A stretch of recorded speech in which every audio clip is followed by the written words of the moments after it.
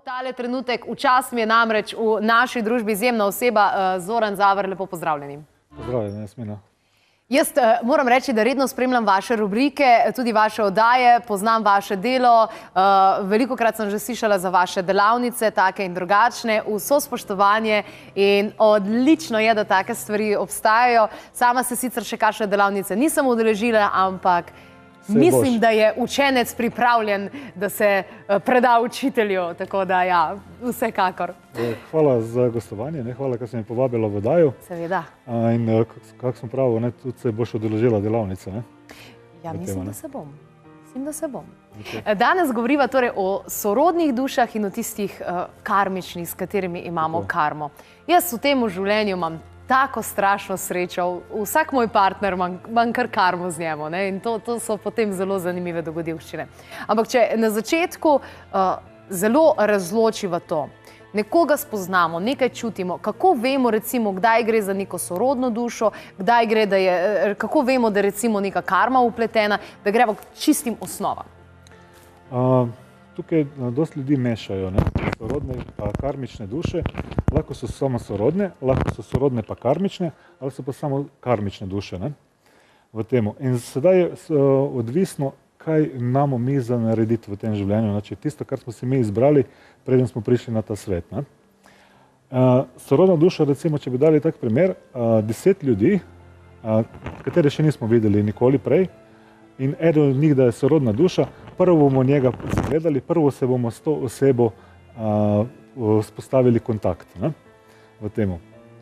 Enako je ali podobno je lahko tudi s karmično dušo, s tem, da je razlika med karmično dušo, lahko prepoznamo, wow, ta oseba me privlači, ampak mi ne vemo kaj, naša duša pa tisto pove, ta oseba me bo rešila določene karme. Znači, naučila me bo določenih stvari, naučila me bo tistega, da grem jaz skozi določene izzive, da jaz doživim tiste stvari, katere rabim doživeti v temu. In običajno to niso dobre stvari, pod narekovaji niso dobre stvari. Če bi gledali za vsako slabo stvarjo, tudi dobra stvar stoji.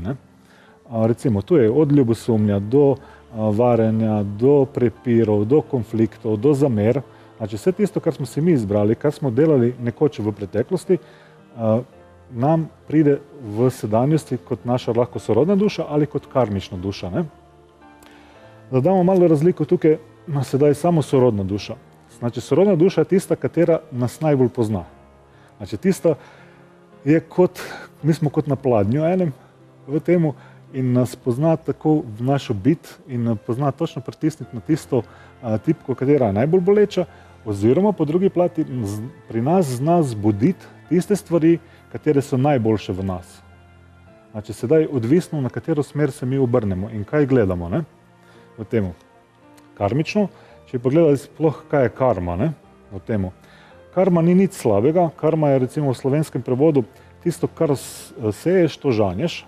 Znači, kar sem jaz dajal nekoč v odnos, ali pa tudi lahko v katere druge stvari, sedaj dogovorimo v odnosu.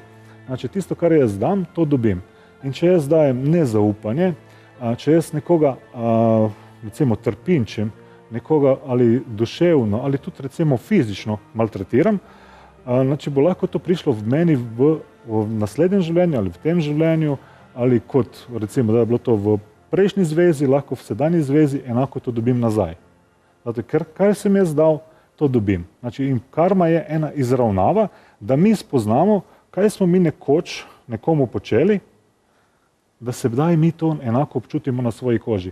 In ko to mi spoznamo, potem pride tehnica na ravnovesje, ni več tistega gor. Tako, Znači, ali običajno v našem svetu je tako, da potem se mi jezimo, so zamere, konflikti nastanejo in tako, ti si kriv, ti si to naredil, tebe ni bilo doma, kje je ta ura, nisi prišel in tako dalje.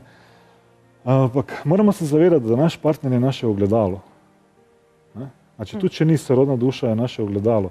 In tisto, kar nam ne odgovarja pri našem partnerju, tisto, kar nas gre, jaz pravim, na živce, na jetra ali pa še kam drugam, kar nas moti, znači, tisto imamo mi sami v sebi. Znači, prvo razčistimo pri sebi. Vedno začnemo mi pri sebi. Znači, zakaj mene moti to pri mojem partnerju?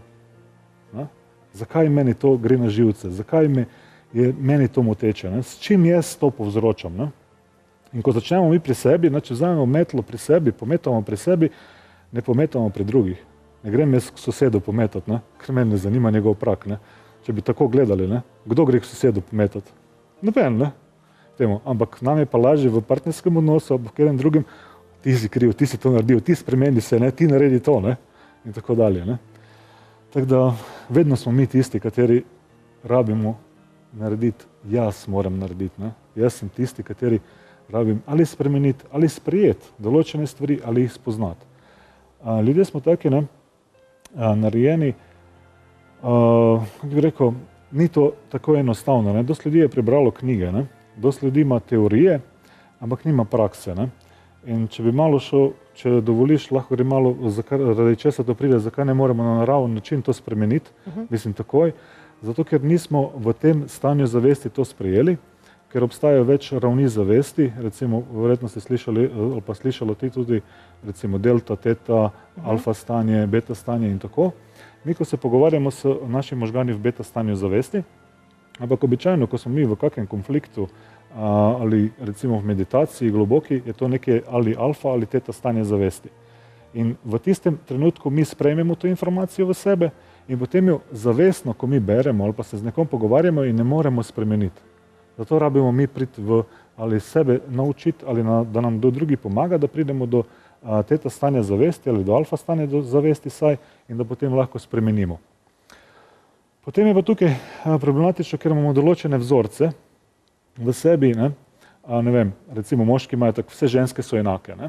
Ali pa ženske, vse moški so enaki, ne? Noben ni nič vreden, vsi so isti. Ne? Normalno, kaj boš dobil drugega? Ne? Enakega boš dobil. Znači, če ti ne spremeniš stvari, ko greš iz odnosa enega ven, pa greš drugi odnos, in če ne spremeniš svoje miselne vzorce, svoje navade, zopet enakega dobiš ali pa še težjega. Znači, še težjega iz tega razloga, zato ker vesolje deluje na tak način, da nam pošlje še nekoga še težjega, da je potem neznosno, da več ne moreš zdržati v tem odnosu. Da boš jaz zrihtal. Tako, da se boš enkrat odločil, zdaj je pa dovolj. Ne? In zdaj grem pa naprej. Ne? Ja. Dobro, velikokrat sem se potem ukvarjala z vprašanjem, v redu, ugotoviš, da imaš z nekom karmo. Na začetku je to fantastično, ko spoznaš tega človeka, da ne govorimo o seksu, da ne govorimo o vseh stvarih, to je wow. In nikoli ne bom pozabila tega, kar me je prijateljica opozorila, s tem človekom imaš karmo, sej verjetno se bojo začele kakšne stvari dogajati. Kje? To ni možno, ne? Pa vendarle čez nekaj časa potem pride recimo do takih in drugačnih lekcij, ki bi jih človek mogel sprejeti. Ali je možno, da ostaneš do konca življenja z nekom, s katerim imaš karmo? Možno je, ne, če se ti tako odločiš. Ne. Sedaj je tako. Ne. Iz lastnih izkušenj vidim, da tisti, ki je sorodna duša, pa ki ima karmo, narediti je možno. Ne. Kdo ima pa samo karmo, pa ko se karma razreši, večinoma grejo ti ljudje narazen, ne, na temo. Ne. Zato, ker nimajo več kaj delati skupaj, zato, ker je bilo tisto glavno temeljno narejeno in potem gre stran. Drugo je sedaj namen duše. Lahko se duše dogovorijo med sabo tisto, kar bojo doživeli v tem življenju. Recimo, dost ljudi v Sloveniji ima z določenim partnerjem imajo otroke in potem, ne vem, čez 5, 6, 10 let grejo narazen, ampak to ne pomeni, da so imeli oni karmo, ampak so imeli dogovor, da bojo z nekom imeli otroke, ampak da bodo potem šli vsak za sebe. Na temo, ne? Znači, to je zopet razlika od tem, ne? Sam karmični odnos, zelo težko bi rekel, da bi lahko ostali skupaj. Edino, če se bojo, ne vem, maltretirali med sabo, trpeli, to je 100% trpljenje, žrtev, napadalec, vedno tak vzorec potem pride v takem odnosu. Ne. Drugo je recimo, ko smo pri karmični diagnostiki, katero delamo, ne, je to, se čisto vsakega posameznika pogleda njegovo polje. Znači, pogleda se direktno, ni to nekaj sedaj izmišljenega, ne vem, odkot bi prišlo, ampak direktno se pogleda od polje, od osebe, kaj ti nosi s sabo in kaj nosi druga oseba. In potem se da to skupaj v polje in se vidi, kakšen imate namen. Ali je to karmično, ali je to sorodno, kaj imate za razrešiti, kaj imate za narediti, kje se imate za spodbujati, znači, kaj rabite spoznati. Temu, ne. To je potem namen, znači čisto direktno na osebi. Ni nobeno vedeževanje, ni nobeno tisto nekaj namišljeno ali na pamet govorjeno, ampak direktno od osebe tisto, kar ti nosiš v sebi. Ne? In to je namen recimo karmične diagnostike. Ne? To je pa zanimiva zadeva, karmična diagnostika, drage dame. Spoznaš nekoga, telefonska številka in ta prvi zmenek, greva k Zoranu pogledat, kaj se moramo naučiti drugo druska. Dobro bi bilo to, ne? Včasih recimo v davnih časih, recimo, če se vrnemo na Atlantido, ne? V temu so tisti, kateri so imeli sposobnosti, so pogledali prej par na temu, kakšne ima lastnosti, kaj nosi sabo in če so za skupaj ali niso za skupaj. Ne? In se že na začetku odredilo, vidva sta za skupaj, vidva pa niste za skupaj, zato ker sta preveč različna. Aha. Na temu, ne? Teda tudi v današnjem času bi se lahko to naredilo, ne? In se bi povedalo, glej, lahko imaš to in to nosiš, lahko to in to spremeniš, lahko to in to narediš, da ne bi prišlo potem kasneje do tega. Ker na začetku zaljubljenost vsakemu zakrije oči, dobiš tisto meglo, je super, vse ok, ampak ko zaljubljenost mine, ne, potem pa mora ostati ljubezen. Pa če ljubezni ni, potem tudi sorodne duše ni. Ne? In ena od osnovnih stvari je, če nimaš rad sebe, tudi sorodne duše ne moreš pritegniti življenja. Ne? Pa smo spet tam. Ne? Zelo zanimivo je tudi opazovati mišljenje ljudi. Veliko ljudi namreč živi v prepričanju, da bodo našli nekoga, v katerega bodo zaljubljeni celo življenje. In ta zaljubljenost je na nek način slepilo, ker ne vidiš osebe take, kot je, ampak vidiš samo potencijale oziroma spotencirane dobre stvari. Ko pa zaljubljenost mine, takrat pa dejansko potem vidimo, aha, vidim to njegovo slabo stran, to njegovo slabo stran, to mi gre pri njemu na živce, to mi ni všeč, ali sem to pripravljen sprejeti in živeti s tem človekom ali ne.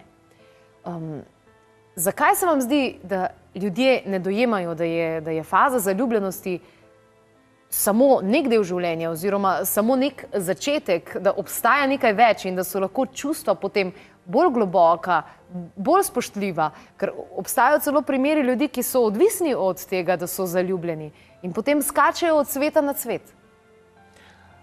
Malo sva zašla, se ve. Ni za to, ne.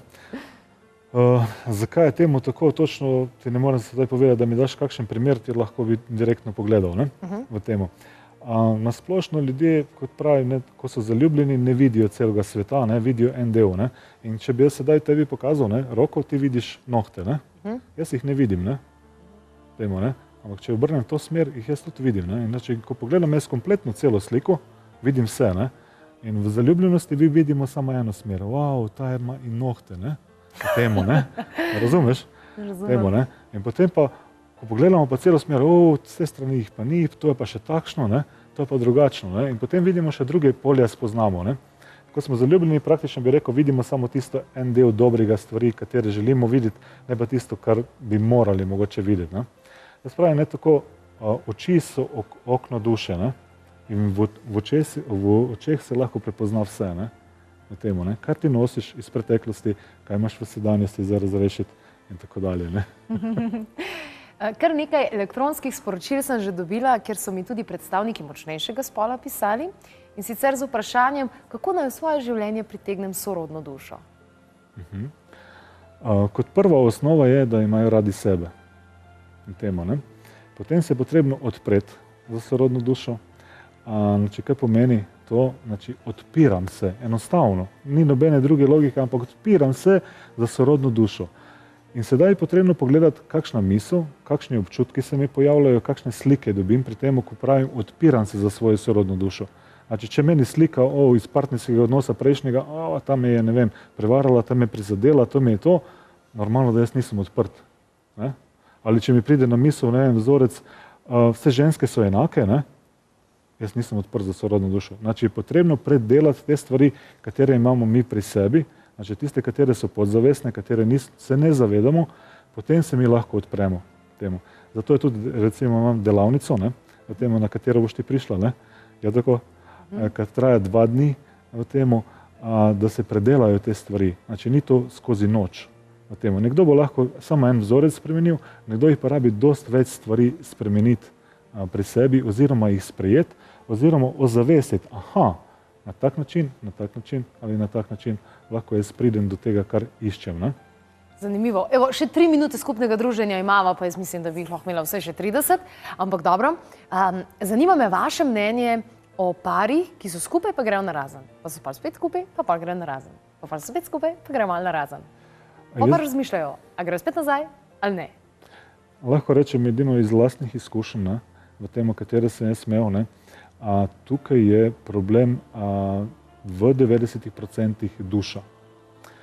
Fragmenti duše, znači delčki duše ostanejo pri drugemu partnerju. Znači vsemi tistimi, s katerimi smo imeli mi spolne odnose, delček duše ostane pri drugi osebi. In če mi to energijo ne dobimo nazaj, se vedno potem vlečemo na tisto osebo. Drugo je spet, lahko imamo imeti kakšen dogovor v temu, da bomo se šli z drugimi še vmes, tako, ne, v temu, ampak pri 90% ljudeh, takih, ko gre, ko ne morejo iti na razen ali ko se vračajo k isti osebi nazaj, pa ne želijo več biti v temu, so delčki duše ali fragmenti duše, znači niso več nazaj en pri drugimu, oziroma so recimo delčki duše od partnerke, nekatere pri meni ali moji pri drugi partnerki. Temu, ne? In ko se to izravna, znači ko pride to nazaj, potem več ni te potrebe. Ne? Potem si ti svoboden in lahko se odločiš za tistega partnerja, katerega želiš. Pa tudi, če je to potem za nazaj, ampak važno, da si ti cel. Tako, ne? Ker važno, da smo mi celoviti. Ne? Dokler mi nismo celoviti, vedno nas vleče nekam. Ne? Vedno moramo nekamor iti, pa tudi če nočemo. Ne? Je tisto podzavestno, nekaj sem naredil, pa ne vem, zakaj sem naredil, povleklo me, ne vem, pravijo, noč je imela svojo moč, pa ne vem kaj, ne. Temo, ne? Dobar izgovor. Izgovorov mi najdemo ogromno. Ne? Ljudje smo tukaj, imamo izgovorov več kot pa rešitev. Ne?